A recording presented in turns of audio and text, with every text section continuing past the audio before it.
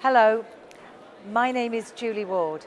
I'm a British MEP, a lifelong cultural activist, a member of Culture Action Europe, and a member of the Culture and Education Committee in the European Parliament. I'm really sorry that I can't be with you in person today, but I'm representing the Culture Committee at the Internet Governance Forum. An even more important thing in these days when public space on and offline is facing many threats.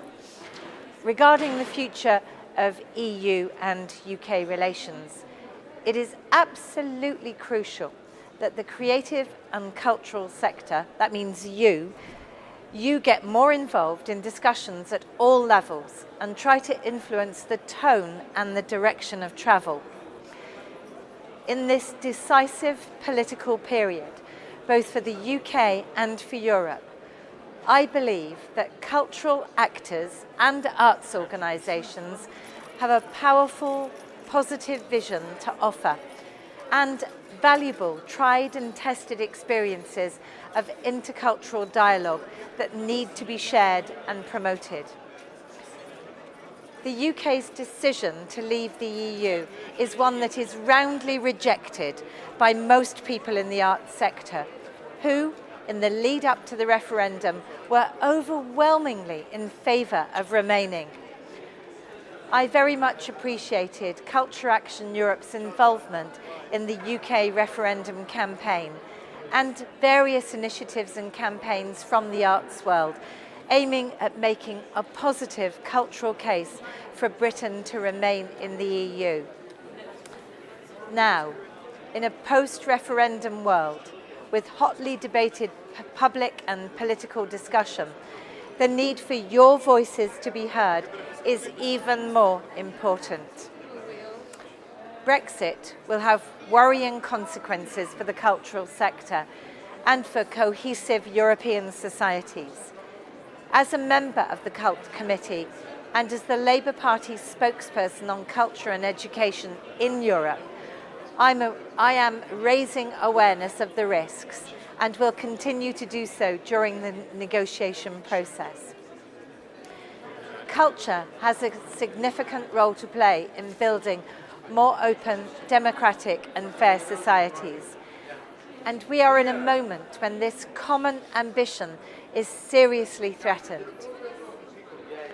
In this time of uncertainty, cultural actors should be voicing concerns and defending our vision of Europe. I believe that we should not accept the idea of a hard Brexit, and we should also continue to challenge the poor quality of the democratic process that led to a narrow Leave majority. As a pro-EU and progressive MEP, I want to stand for values of inclusion, openness, tolerance, fairness, solidarity and diversity. And I want to represent the 48% who voted to remain, and young people, migrants and expats who could not vote but were overwhelmingly in favour of remaining. I believe that many moderates who voted to leave will oppose a failed Brexit, seeing that Britain has nothing to gain from leaving and everything to lose. I and my colleagues share the core values of the European Union of democracy, human rights and social solidarity.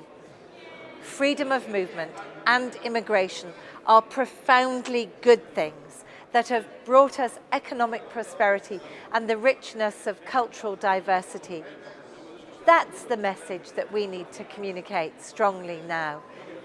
The UK must be part of a European social democratic movement, and we will continue to fight for social justice, not just in Britain, but in Europe and around the world.